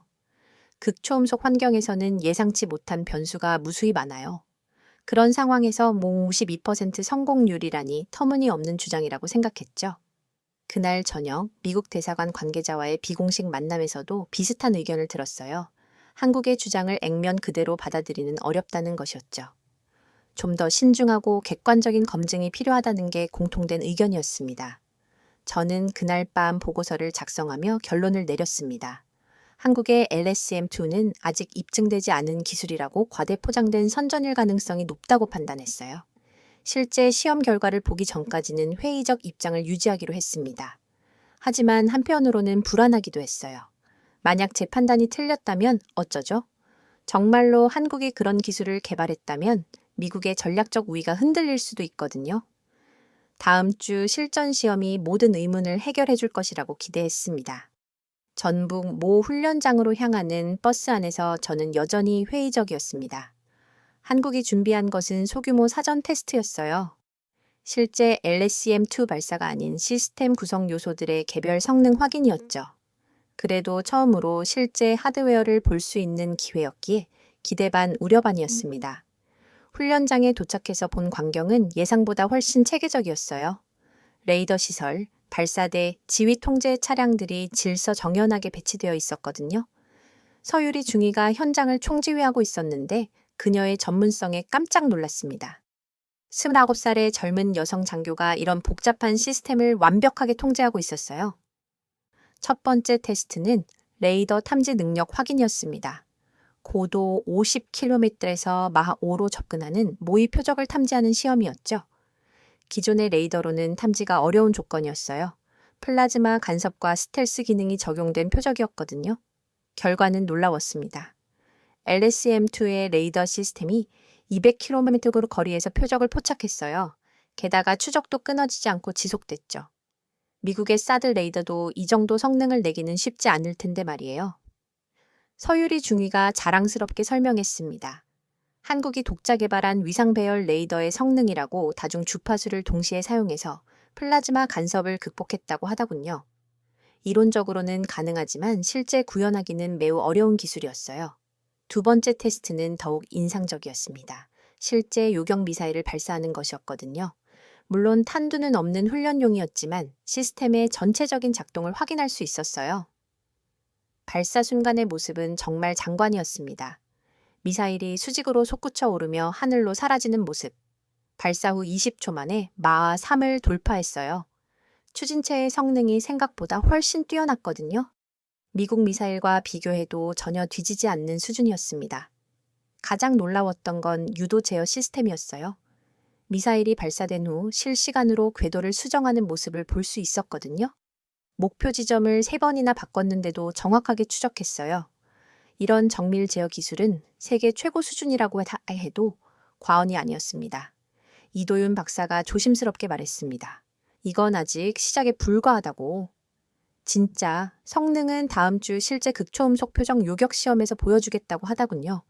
그 말을 들으니 갑자기 기대감이 생기기 시작했어요. 점심시간에 연구원들과 대화를 나누면서 그들의 진정성을 느꼈습니다.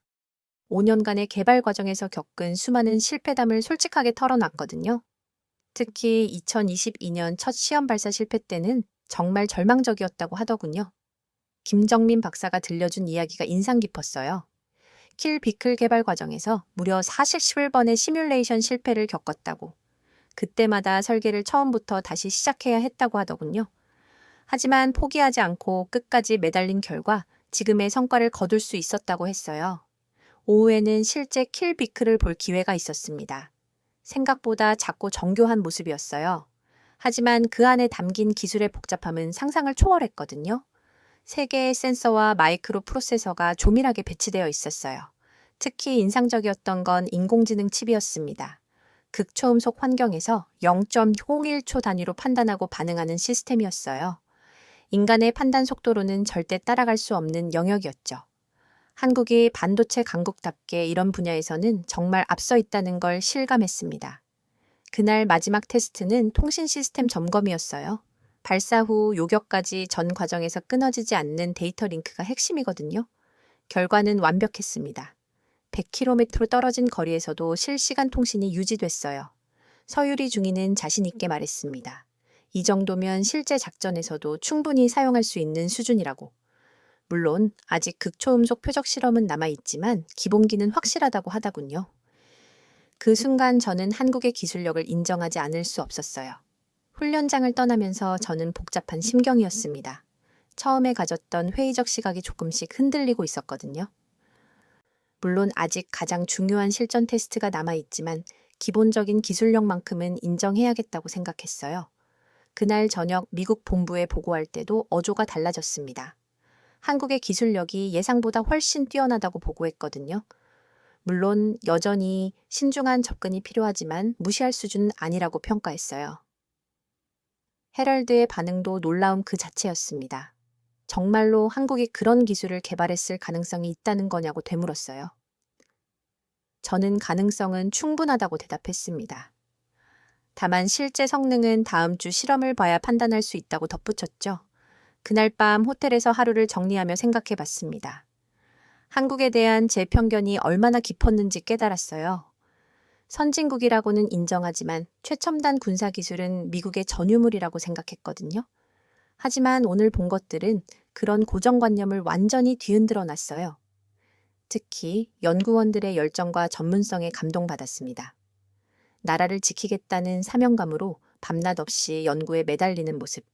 이런 정신력이야말로 한국 발전의 진짜 원동력이구나 싶었어요. 물론 여전히 의문은 남아 있었습니다. 과연 극초음속 미사일을 정말로 요격할 수 있을까? 시뮬레이션과 실제는 완전히 다른 차원이거든요. 하지만 최소한 한국을 우습게 봤던 제 자신을 반성하게 됐어요. 다음 주 진행될 실제 극초음속 표적 요격 실험. 그것이야말로 모든 것을 결정지을 진짜 시험이 될 터였습니다. 저는 조금씩 기대감을 갖기 시작했어요. 혹시 정말로 한국이 세계를 놀라게 할 수도 있지 않을까 하는 생각이 들었거든요. 운명의 날이 다가왔습니다. 2025년 4월 25일 오전 9시 전북 훈련장에서 LSM-2의 실제 극초음속 미사일 요격 실험이 예정되어 있었어요. 하지만 그날 새벽 6시 모든 것을 바꿔놓을 긴급 상황이 발생했습니다. 북한이 갑자기 신형 극초음속 미사일을 시험 발사한 거였어요.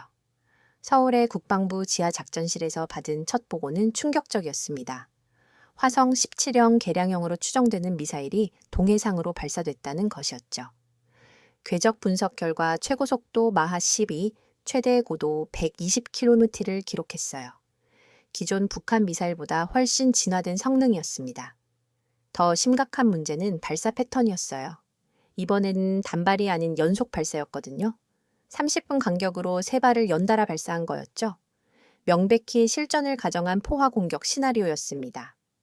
저는 국방부 상황실에서 실시간 상황을 지켜봤습니다. 한국군의 대응은 신속했어요. 패트리어트와 천공 II 시스템이 즉시 가동됐지만은 문제는 요격 확률이었죠. 극초음속 미사일 상대로는 30%도 안 된다는 게 솔직한 평가였어요. 이도윤 박사가 급히 달려왔습니다. LSM-2 실험을 당장 실전 모드로 전환하자고 건의했어요. 실제 북한 미사일을 요격할 수 있는 마지막 기회라고 강조했죠. 하지만 국방부 고위 관계자들의 반응은 냉정했습니다. 국방장관이 직접 나서서 반대했어요. 아직 검증되지 않은 시스템으로 실전에 투입할 수는 없다고 했죠. 만약 실패한다면 국가적 망신이라고 우려했습니다. 더군다나 외국인 관찰자가 있는 상황에서는 더욱 조심스럽다고 했어요. 하지만 상황은 점점 악화됐습니다. 북한의 4번째 미사일이 발사됐다는 극보가 들어왔거든요. 이번에는 궤적이 달랐어요. 남쪽을 향해 날아오는 방향이었습니다. 그 순간 작전실의 분위기가 완전히 바뀌었어요. 모든 사람의 얼굴이 긴장으로 굳어졌죠. 레이더가 포착한 미사일은 최고 속도 마하 14호를 기록하며 남하하고 있었어요. 예상 낙하 지점은 서해상이었지만 궤도 변경 가능성을 배제할 수 없었습니다. 서유리 중위가 다급하게 보고했습니다. 기존 방어 시스템으로는 요격이 거의 불가능하다고 극초음속으로 기록하며 접근하는 표적을 막을 수 있는 건 LCM-2뿐이라고 강조했어요. 그 순간 모든 시선이 이도윤 박사에게 쏠렸습니다. 박사는 침착하게 말했습니다. 시스템 준비는 완료됐다고. 다만 실전은 처음이라 100% 보장할 수는 없지만 최선을 다하겠다고 했어요. 그의 눈빛에서 굳은 결의를 읽을 수 있었습니다. 국방장관이 최종 결단을 내렸습니다. LSEM-2 시스템을 실전에 투입한다고 실패의 위험이 크지만 국민의 안전이 최우선이라고 판단했다고 했어요. 그 순간 저는 한국의 진짜 모습을 보는 것 같았습니다. 전북 훈련장으로의 이동은 정말 급박했어요. 헬기로 30분 만에 현장에 도착했는데 이미 모든 준비가 완료되어 있었어요. LSM-2 발사대가 하늘을 향해 우뚝 서 있었고 레이더가 북쪽 하늘을 수색하고 있었죠. 연구원들의 표정은 긴장되어 있었지만 결의에 차 있었어요. 북한 미사일의 궤적이 실시간으로 업데이트됐습니다. 고도 100km에서 마하 13으로 남하 중이었어요. 예상 요격 지점까지 8분 37초가 남아 있었죠. LSM-2 시스템이 본격적으로 가동되기 시작했습니다. 서유리 중에 지휘해 모든 절차가 진행됐어요. 레이더 탐지, 표적 식별, 궤도 예측, 요격 타이밍, 계산 매 단계마다 긴장감이 극도로 고조됐죠. 이번에는 시뮬레이션이 아닌 진짜 극초음속 미사일이었거든요. 가장 어려운 부분은 표적의 기동 패턴 예측이었어요. 북한 미사일이 불규칙하게 방향을 바꾸며 접근하고 있었거든요. 기존의 탄도 미사일과는 완전히 다른 움직임이었어요. 인공지능 시스템이 필사적으로 패턴을 분석하고 있었습니다. 발사 3분 전 마지막 확인 작업이 진행했어요. 이놈도에서 모든 시스템이 정상 작동하고 있었지만 여전히 불안했죠. 과연 5년간의 연구 개발이 이 순간에 빛을 발할 수 있을까? 한국의 기술력이 진짜 세계 최고 수준일까? 김정민 박사가 킬비클 상태를 최종 점검했어요. 모든 센서가 정상이라고 보고했죠. 하지만 그녀의 목소리에서 긴장감을 감출 수 없었어요. 이번이야말로 진짜 시험이었거든요. 발사 1분 전 서유리 중위가 최종 카운트다운을 시작했습니다. 60초, 50초, 40초. 모든 사람이 숨을 죽이고 지켜봤어요. 이 순간이 한국 방위 사업의 역사를 바꿀 터닝 포인트가 될 터였습니다. 30초, 20초, 10초. 북한 미사일이 요격구역에 진입했다는 보고가 들어왔어요. 마하 13회의 속도로 돌진해 오는 극초음속 표적, 이제 LSM-2의 진짜 실력이 드러날 순간이었습니다. 4바 4, 3, 5, 1, 발사, LSM-2가 하늘로 솟구쳐 올랐습니다. 엄청난 괴음과 함께 미사일이 사라지는 순간, 이제 모든 것은 하늘에서 벌어질 0.3초의 순간에 달려 있었어요. 과연 한국의 기술이 세계를 놀라게 할 수 있을까요? 성공과 실패의 갈림길에서 저는 간절히 기도했습니다. 이 젊은 나라의 치열한 노력이 결실을 맺기를 말이에요. 30년 분석과 생활에서 이토록 긴장했던 순간은 없었습니다. 진실의 순간이 다가오고 있었어요. 하늘에서 벌어진 그 0.3초는 제 인생에서 가장 긴 시간이었습니다. LSM-2가 발사된 후 모든 사람이 숨을 죽이고 레이더 화면을 응시했어요. 두 개의 빛점이 하늘 어딘가에서 만나려고 하고 있었죠. 북한의 극초음속 미사일과 한국의 요격 미사일이 말입니다. 레이더 화면에서 두 신호가 점점 가까워졌어요. 마하 13의 북한 미사일과 마하 8로 상승하는 LSM-2, 거리 50km, 30km, 20km. 서유리 중의 목소리가 긴장으로 떨리고 있었습니다. 10km를 5km, 3km. 이제 킬비클이 분리되어 최종 접근 단계에 들어갔어요. 김정민 박사가 개발한 그 작은 요격체가 모든 것을 결정질 순간이었죠. 인공지능이 0.01초 단위로 궤도를 수정하며 표적에 접근했습니다. 1km, 500m, 100m. 그리고 그 순간이 왔습니다. 레이더 화면에서 두 신호가 겹쳐지며 하나로 합쳐졌어요. 잠시 침묵이 흘렀죠. 갑자기 하늘에서 거대한 성광이 번쩍였습니다. 고도 10km 상공에서 폭발음이 들려왔어요. 모든 사람이 하늘을 올려다봤죠. 그리고 확인됐습니다. 요격 성공. 작전실이 순간 정적에 빠졌다가 폭발적인 환호성으로 가득 찼어요. 연구원들이 서로 껴안으며 눈물을 흘렸습니다. 5년간의 노력이 마침내 결실을 맺은 순간이었거든요. 저 역시 가슴이 벅차오르는 걸 느꼈어요. 이도윤 박사는 감격으로 목소리를 제대로 내지 못했습니다. 30년 연구 인생에서 가장 의미 있는 순간이라고 떨리는 목소리로 말했어요. 서유리 중위도 눈가가 촉촉해져 있었죠. 한국의 하늘을 지킬 수 있다는 확신에 차 있었습니다. 하지만 진짜 놀라운 건 그 다음이었어요. 레이더 분석 결과 요격 정확도가 97%로 나타났거든요. 킬비클이 북한 미사일의 정중앙을 정확히 타격한 거였어요. 시뮬레이션보다도 더 완벽한 결과였습니다. 더욱 놀라운 건 추가 데이터였어요. 요격 시점에서 북한 미사일의 속도는 마 15였습니다. 지금까지 세계 어느 나라도 성공한 적이 없는 속도였어요. SM-2가 인류 역사상 가장 빠른 극초음속 미사일을 요격한 거였죠. 김정민 박사가 흥분해서 설명했습니다. 킬비클이 AI 시스템이 마지막 0.03초에 완벽한 궤도 수정을 했다고. 인간의 반응 속도로는 절대 불가능한 영역이었다고 하더군요. 한국의 반도체와 AI 기술이 만들어낸 기적이었어요. 국방부에서 급히 연락이 왔습니다. 대통령과 국방장관이 직접 축하 메시지를 보냈다고 하더군요. 한국이 세계 4번째 극초음속 요격 성공 국가가 됐다는 것이었어요.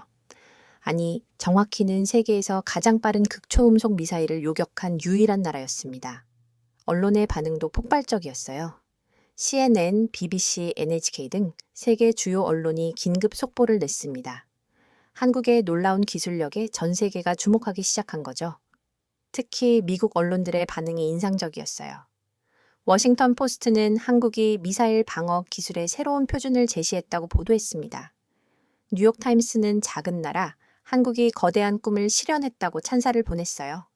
월스트리트 전월은 한국의 방산 기술이 세계 시장을 뒤흔들 것이라고 예측했죠. 가장 놀라웠던 건 해외 전문가들의 반응이었어요. MIT의 미사일 전문가는 한국의 기술이 최소 10년은 앞서 있다고 평가했습니다. 영국 왕립방산연구소는 SM-2를 21세기 최고의 방어무기라고 칭찬했어요. 이스라엘의 미사일 방어 전문가도 한국 기술에 감탄을 표했죠. 하지만 무엇보다 감동적이었던 건 한국 국민들의 반응이었어요. SNS에는 자부심과 감격의 메시지들이 쏟아졌습니다. 더 이상 미사일 위협에 떨지 않아도 된다는 안도감. 우리나라가 정말 대단하다는 자긍심이 가득했어요. 저는 그 순간 완전히 깨달았습니다. 한국이라는 나라의 진짜 저력을 말이에요.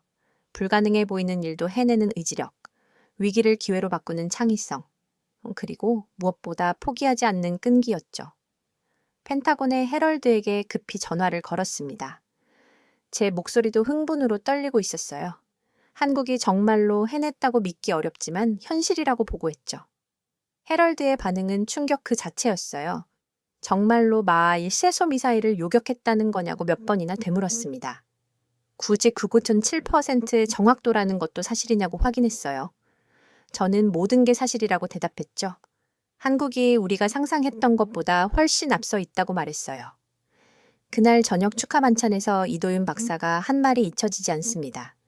이번 성공은 끝이 아니라 시작이라고.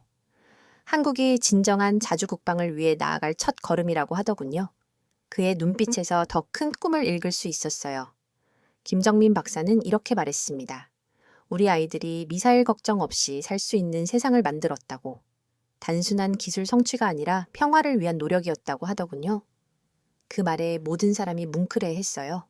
서유리 중위도 감격스러워했습니다. 군인으로서 조국을 지킬 수 있는 무기를 갖게 됐다고.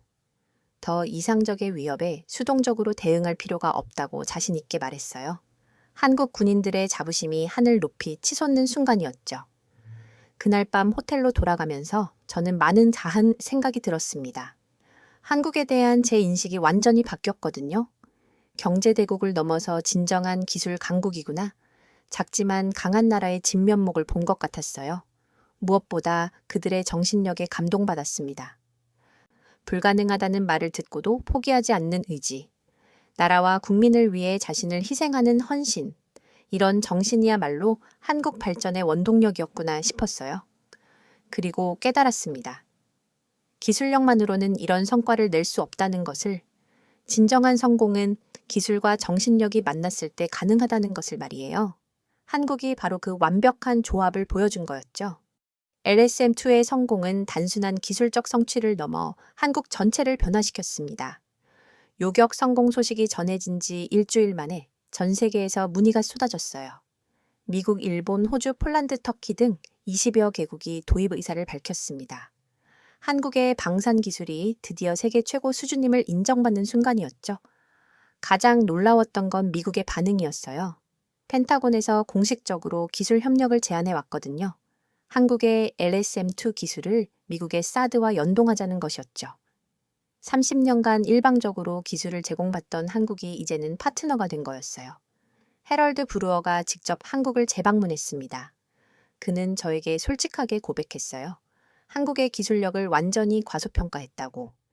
이제는 한국을 동등한 파트너로 인정해야 한다고 말했죠.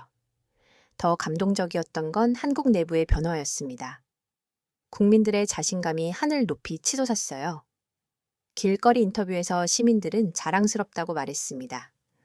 우리나라가 이렇게 대단한 기술을 가지고 있다니 정말 뿌듯하다고 했어요. 한국 청년들의 이 공개 진학률도 급증했습니다. LSM-2 성공 이후 방산업계 취업 경쟁률이 10대 1을 넘어섰어요. 과거에는 선호하지 않던 분야였는데 말이죠. 나라를 지키는 일에 참여하고 싶다는 젊은이들이 늘어났습니다. 이도윤 박사는 국민 영웅이 되었어요. 거리에서 사람들이 알아보고 인사를 건넬 정도였죠. 하지만 그는 여전히 겸손했습니다. 이건 혼자만의 성과가 아니라 모든 연구원들의 노력이라고 강조했어요. 김정민 박사도 세계적인 스타가 됐습니다.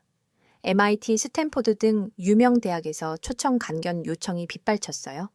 하지만 그녀는 한국에 남겠다고 했습니다. 조국에서 더 큰 일을 하고 싶다고 말이에요. 서유리 중위는 대령으로 특진됐습니다. 한국 군사사의 길이 남을 요격 작전을 성공시킨 공로였죠. 그녀는 이제 LSMT 운영부대의 창설을 준비하고 있어요. 한국 하늘을 지키는 첫 번째 극초음속 요격 부대를 말이에요. 국제사회의 반응도 흥미로웠습니다. 중국은 처음에는 한국의 성과를 폄하하려 했어요. 하지만 객관적 데이터가 공개되자 입장을 바꿨죠. 한국과의 방산 협력을 은밀히 타진해오기 시작했습니다. 일본의 반응은 복잡했어요. 부러움과 질투가 뒤섞인 모습이었죠. 일본도 극초음속 방어 기술을 개발하고 있었지만 한국에 뒤처진 상황이었어요. 결국 한국의 기술 협력을 요청해 왔습니다. 북한의 반응은 예상대로였어요. 처음에는 가짜 뉴스라고 보인했죠. 하지만 자국 미사일이 실제로 요격당한 걸 확인하고는 침묵했어요. 넨차차 내릴 더 이상 극초음속 미사일 도발을 하지 않게 됐죠. SM2의 성공은 경제적 파급 효과도 엄청났습니다. 한국 방산업체들의 주가가 연일 상한가를 기록했어요. LIGNX1 하나 시스템 등이 대표적이었죠. 정부는 방산 수출 목표를 2027년까지 세계 4위로 상향 조정했습니다. 더 중요한 건 기술적 파급 효과였어요. SM2 개발 과정에서 축적된 기술들이 민간 분야로 전이되기 시작했습니다. 자율주행차, 인공지능, 반도체 등 다양한 분야에 응용됐어요. 국가 전체의 기술 경쟁력이 한 단계 도약하는 계기가 됐죠. 교육 분야에도 큰 변화가 있었습니다. 전국 초, 중, 고등학교에서 방산 기술을 소재로 한 교육이 늘어났어요. 아이들이 과학기술에 대한 관심을 갖게 됐죠. 미래의 과학자, 엔지니어를 꿈꾸는 학생들이 늘어났습니다. 한국의 소프트 파워도 크게 증가했어요. K-POP, K-드라마에 이어 K-디펜스라는 새로운 브랜드가 탄생했습니다. 한국의 방산 기술이 문화 콘텐츠로까지 발전하기 시작했어요. 세계인들이 한국 기술에 대해 새롭게 인식하게 됐죠. 저 개인적으로도 큰 변화가 있었습니다. 한국에 대한 인식이 완전히 바뀌었거든요. 이제는 한국을 진정한 기술 강국으로 인정하게 됐어요. 작지만 강한 나라의 전형을 보여준 것 같았습니다. 나토에서도 제 보고서가 화제가 됐어요. 한국의 기술력을 정확히 평가한 첫 번째, 서구 전문가라는 평가를 받았죠. 덕분에 저도 한국 방산 기술 전문가로 인정받게 됐습니다. LSM2의 성공은 한국인들에게 자신감을 심어줬어요. 불가능해 보이는 일도 해낼 수 있다는 믿음. 작은 나라지만 의지만 있으면 세계 최고가 될 수 있다는 확신. 이런 정신력이야말로 한국의 진정한 힘이라고 생각했어요. 연구원들과의 마지막 만남에서 그들이 한 말이 잊혀지지 않습니다. 이번 성공은 시작일 뿐이라고.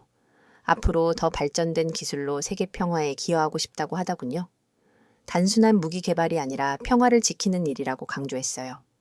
이도윤 박사는 다음 목표를 밝혔습니다.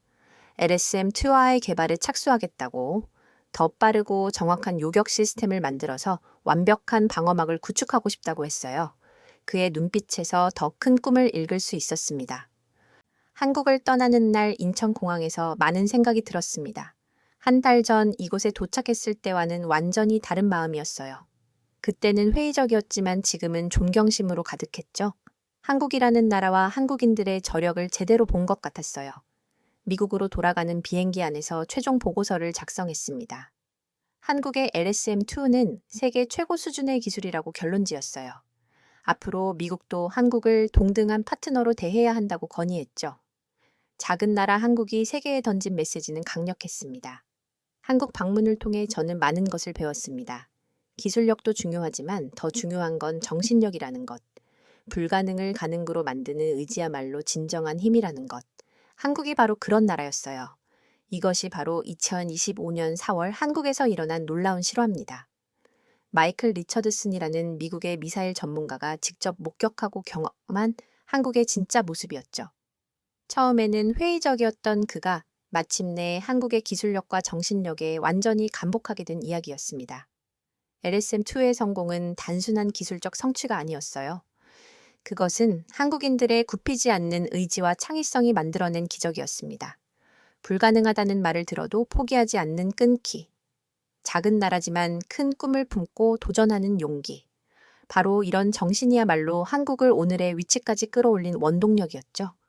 한국의 진정한 힘은 첨단 기술에만 있는 것이 아니었습니다. 나라와 가족을 지키겠다는 사명감. 어려운 상황에서도 서로 돕고 협력하는 공동체 정신. 미래 세대를 위해 현재를 희생하는 숭고한 마음, 이런 가치들이야말로 한국이 자랑할 수 있는 진정한 보물이었어요. 세계는 이제 한국을 다르게 보기 시작했습니다. 경제대국을 넘어서 진정한 기술 강국으로 인정하게 됐죠. K-팝과 K-드라마로 시작된 한류가 이제는 K-디펜스로까지 확장된 거예요. 한국의 소프트 파워가 전 세계로 퍼져나가고 있습니다. 하지만 가장 중요한 건 한국인들 스스로가 얻은 자신감이었어요.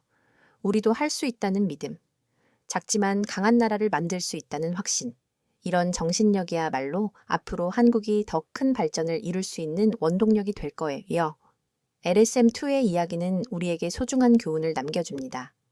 꿈은 포기하지 않는 사람에게만 현실이 된다는 것. 작은 나라라도 의지와 노력이 있으면 세계 최고가 될 수 있다는 것. 그리고 진정한 성공은 개인이 아닌 모두가 함께 이룰 때 의미가 있다는 것을 말이에요. 오늘 여러분께 들려드린 이 이야기가 감동을 주셨다면 좋겠습니다.